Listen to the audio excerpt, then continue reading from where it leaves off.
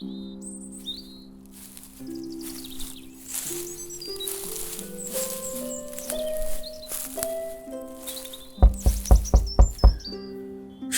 বাড়ির দরজাটাই কড়া নাড়তেই ভেতর থেকে বেরিয়ে এলো একজন ভদ্রলোক।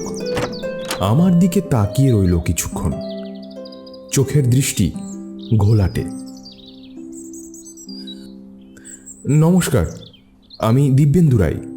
আসলে মানে আমার আসার কথা ছিল আজ। কাল আপনাকে টেলিফোন করেছিলাম।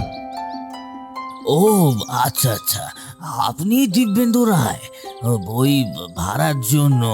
হ্যাঁ হ্যাঁ, মানে ওই সামনের কলেজটায় আমি ভর্তি হয়েছি, ইতিহাস নিয়ে পড়াশুনো করছি। তাছাড়া আমার বাড়ি থেকে এখানে বারবার যাতায়াত করাটা খুবই সমস্যা, তাই কাছাকাছি বাড়ি ভাড়া করতে চাইছিলাম। তারপর শুনলাম আপনি নাকি বাড়ি ভাড়া দেবেন।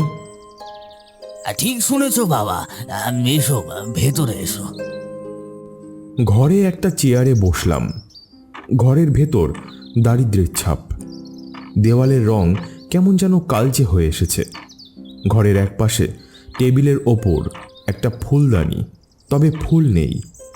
আগে মনে হচ্ছিল ভেতর থেকে দুটো গলা শুনতে পাচ্ছিলাম, এবার কিন্তু কাউকেই দেখলাম না।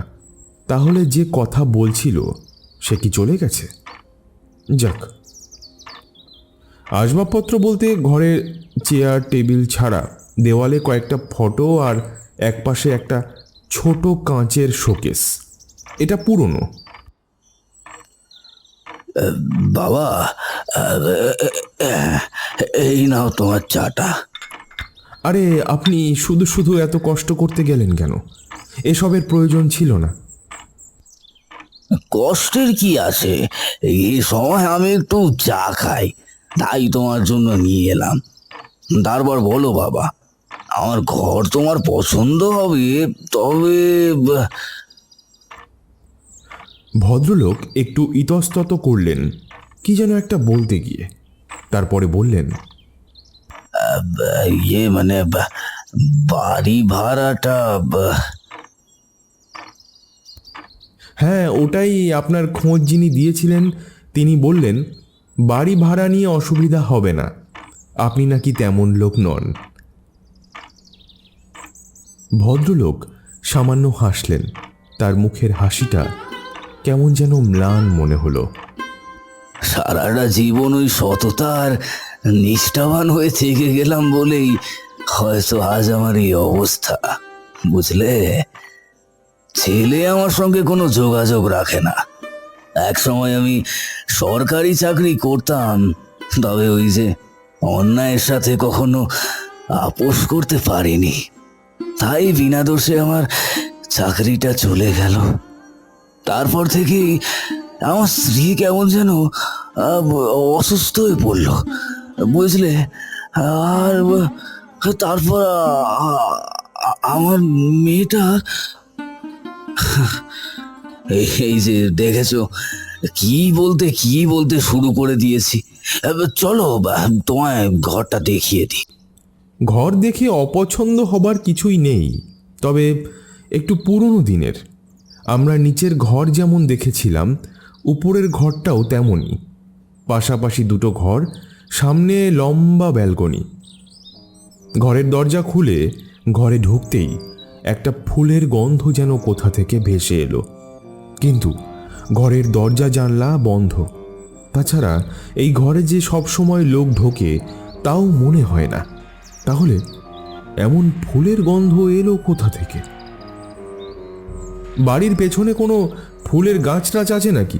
ফুলের গন্ধ গোটা ঘরে যেন ম করছে। ও কিছু নয়, বাইরে কোথাও থেকে ভেসে আসছে বোধহয়। কথাটা বলে ঘরের জানালাগুলো খুলে দিলেন, আর তাতেই বাইরে থেকে দমকা হাওয়া এসে ঘরের ভেতরে ঢুকলো। এক পাশে একটা বিছানা, একটা চেয়ার টেবিল, অন্য পাশে একটা কাঠের আলমারি। ঘর বেশ পছন্দ হলো। সিঁড়ি দিয়ে নিচে নামতে নামতে ভদ্রলোক বললেন, বাড়ি ভাড়া নিয়ে তোমায় আর চিন্তা করতে হবে না, তুমি যেটা সুবিধা হয় সেটাই দিও। আসলে এত বড় বাড়ি, আমি একাই থাকি, তাই একটা কথা বলার লোক পেলে ভালোই হয়। তা তোমায় আমার বেশ পছন্দ হয়েছে, আর তাই তুমি সুবিধা মতো কিছু একটা দিও। তবে হ্যাঁ, যদি বলো তাহলে আমার সাথে খাওয়া দাওয়ার ব্যবস্থা করতে পারি। একটু কিছু দিয়ে দিও, তাহলেই হবে। আপনার কথা যে আমায় বলেছিল সত্যিই সে মিথ্যে কিছু বলেনি। আজকালকার দিনে আপনার মতো একজন মানুষ সত্যিই খুঁজে পাওয়া দুষ্কর। তার জন্যই বোধহয় আমার জীবনটা এমন হয়ে গেল, বুঝলে? আচ্ছা, সেসব কথা তুমি ছাড়ো। তুমি যাও, কাল সকালেই তাহলে, নাকি আজই আসবে? দেখতে দেখতে 2 দিন কেটে গেল। সেদিন সন্ধ্যের দিকে নিজের ঘরে বসে পড়াশোনা করছি, এমন সময় একটা নূপুরের শব্দ শুনে বাইরের দিকে তাকালাম। বাইরের দরজাটা খোলা। একটা ঘরে আমি পড়াশোনা আর সমস্ত কাজকর্ম করি, আর অন্য ঘরটাতে ঘুমোতে যাই। যদিও এটা প্রয়োজন ছিল না, তবুও ভদ্রলোক জোর করেই আমায় 2 ঘরে থাকতে দিয়েছেন। শব্দটা শুনে একবার বাইরে তাকালাম। ঠিক তখনই ফুলের গন্ধটা পেলাম। সন্ধে নেমে এসেছে। তখন বাইরে আধো অন্ধকার, আর তাতেই মনে হলো কেউ একটা দরজার এক পাশ থেকে অন্য দিকে চলে গেল। এই সময় এখানে তো কারোর থাকার কথা নয়। তাছাড়া সন্ধ্যের পর তো শশধরবাবু দোতলায় ওঠেন না। তাহলে কে এলো? বাইরের দিকে তাকিয়ে থেকে আমি বললাম, কে বাইরে? আমি আমি হৈমন্তী। আরে আপনি কে? আর আপনি দোতলা এলেন কি করে? যেমন করে আপনি আসেন তেমন করে এলাম, মানে সিঁড়ি দিয়ে। ও, তার মানে আপনি শশধরবাবুর চেনা? হ্যাঁ, খুব চেনা, অনেক, বুঝলেন? আচ্ছা, আপনি কি করছেন? এখন তো লোডশেডিং এর সময়, হ্যারিকেনের আলোতে বই পড়া ভালো না। মেয়েটির কথা শুনে সামান্য হেসে বললাম, তাহলে এখন কি করা উচিত বলুন তো? বইটা বন্ধ করে রেখে আমার সঙ্গে বাইরে এসে দেখুন, বাইরে কি সুন্দর চাঁদের আলো ফুটেছে। এবার ভালো করে তাকিয়ে দেখলাম মেয়েটার দিকে। আধো অন্ধকার হলেও অস্পষ্টভাবে দেখা যায় বছর 18-19-এর একটি মেয়ে, কিংবা তার চেয়ে একটু বেশিই হবে। ফর্সা চেহারা, একটু রোগাটে গড়ন, মাথার পেছনে লম্বা খোলা চুল কোমর পর্যন্ত চলে গিয়েছে। পরনে একটা চুড়িদার, ওড়নাটা বুকের ওপর ছড়িয়ে রাখা, মুখে একটা সামান্য হাসি। কি দেখছেন বলুন তো অমন করে? আপনাকে। এই না, মানে কিছু না, চলুন। বাইরে দোতলার ব্যালকনির কাছে এসে দাঁড়ালাম। সত্যি আকাশের চাঁদটা আজ বেশি জ্যোৎস্না ছড়াতে শুরু করেছে। আজ বোধহয় পূর্ণিমা। মেয়েটি বলল, জানেন, এমন একটা দিন আমার বেশ ভালো লাগে। এমন একটা দিনেই আমার জীবনে সবচেয়ে সুখের আর সবচেয়ে দুঃখের দিন একসাথে এসেছিল। সে কি? এটা কি করে হয়? সুখ আর দুঃখের দিন একসাথে? ছাদে যাবেন? কিন্তু এই শশধরবাবু যে বলেছেন ছাদে যাওয়াটা ঠিক নয়, ছাদ নাকি সুবিধের নয়, তাছাড়া ছাদের দরজায় তালা দেওয়া। মেয়েটি আমার দিকে তাকিয়ে মুখ টিপে হাসল। তার হাতে একটা চাবি দেখতে পেলাম। আমি যখন আছি কোনো চিন্তা করবেন না, চলুন। ছাদের রেলিংয়ের একপাশে দুজনে দাঁড়িয়ে আকাশের দিকে চাঁদ দেখছি। মেয়েটি বলল, এমনই একদিন জানেন, আমার বিয়ে হওয়ার কথা ছিল। সেদিন আমি কত খুশি ছিলাম, কিন্তু কিন্তু তারপরেই একটা ঘটনা ঘটে গেল। হঠাৎ করে ফোন এলো যে পাত্রপক্ষ আমায় বিয়ে করতে রাজি না। কোনো একটা কারণে আমার বিয়েটা ভেঙে গেল জানেন। আর আর তারপরেই গোটা বাড়িতে নেমে এলো শোকের ছায়া। সে কি, আপনার বিয়ে ভেঙে গেছে, কিন্তু আপনি থাকেন কোথায়? মানে এই শশধর বাবু আপনার কে হয়? শশধর বাবু আমার কাছের মানুষ, খুব কাছের। আচ্ছা শুনুন না, কাউকে বলার সুযোগ পাইনি আমি। তারপর আমার মা বাবা কান্নায় ভেঙে পড়ল, সবাই বড় চিন্তায় পড়ল। তাছাড়া লগ্ন ঠিক হয়ে গেছে বিয়ের, আমায় যে লগ্ন ভ্রষ্ট হতে হবে। আমি সকলের অজান্তে চুপি চুপি ছাদে উঠে এলাম। এই যে দেখুন, ঠিক এই ছাদে, আর ঠিক এইখানটায়। তারপর তারপর তারপর ঠিক এইভাবে এই ছাদের রেলিং এর উপর উঠে। কি করছেন? কি ছাদের রেলিংয়ে উঠছেন কেন? আর আপনি নিচে পড়ে যাবেন তো। কি করছেনটা কি? নেমে আসুন বলছি।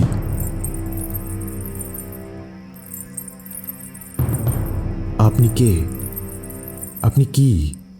সত্যি করে বলুন তো। মেয়েটা আমার দিকে মুখ ঘুরিয়ে তাকালো। সেই চাঁদের আলোয় আমি অবাক হয়ে দেখতে পেলাম মেয়ে কোথায়। একটা একটা বিভৎস পচা গলা মুখ আমার সামনে। তার দুটো চোখের কোটর থেকে যেন লাল আগুন বেরিয়ে আসছে। তার মুখের দাঁতগুলো সাদা লম্বা, আর দুটো হাত এখন মানুষের নয়, সে দুটো হাত যেন কঙ্কালের হাত হয়ে গেছে। একটা নুপুরের শব্দ তুলে সে ছাদের রেলিং ধরে খানিকটা সামনের দিকে হেঁটে গেল। তারপর হাসতে হাসতে বলল, সেদিন এভাবেই এই রেলিং এর ওপর উঠে দাঁড়িয়েছিলাম জানেন, হাওয়া এসে লাগছিল আমার গায়ে। বারবার মনে হচ্ছিল আমার জন্য এই সব কিছু হয়েছে, আমার জন্য সবকিছু হয়েছে। কিন্তু কিন্তু পাত্রপক্ষ যদি বিয়ে ভেঙে দেয় তাহলে। কথাটা বলতে গিয়ে সঙ্গে সঙ্গে একটা কথা আমার মনে পড়ে গেল। মাত্র বছর দুয়েক আগে আমার মাসির ছেলের সঙ্গে একটা মেয়ের বিয়ে ঠিক হয়েছিল। তারপর কি কারণে যেন বিয়ের দিনই বিয়েটা ভেঙে যায়। পরে মাসির বাড়ির লোককে এসব নিয়ে কথা বলতে শুনিনি। তবে তারপরে আরও একটা আশ্চর্য ব্যাপার ঘটেছিল। আপনার সঙ্গে যে ছেলেটির বিয়ে ঠিক হয়েছিল তার নাম কি সজল রায়? ঠিক ধরেছেন, এবার বুঝতে পেরেছেন তো কেন আমি আপনাকে আজ এই রাতে এই ছাদের রেলিং এর কাছে নিয়ে এসেছি। বুকের ভেতরটা একটা অজানা ভয়ে ধপ করে উঠল। বললাম, কিন্তু কিন্তু আমি তো কিছু করিনি। আমি তো তার জন্য দায়ী নই। যে দায়ী ছিল তাকে আমি নিজের হাতে শাস্তি দিয়েছি, মনে আছে? বিয়ে ভেঙে যাওয়ার মাত্র 1 মাস পরে সজল নিজের বাড়ির ছাদ থেকে লাফিয়ে পড়ে আত্মহত্যা করেছিল। আর সেদিনও ছিল এমনই পূর্ণিমা।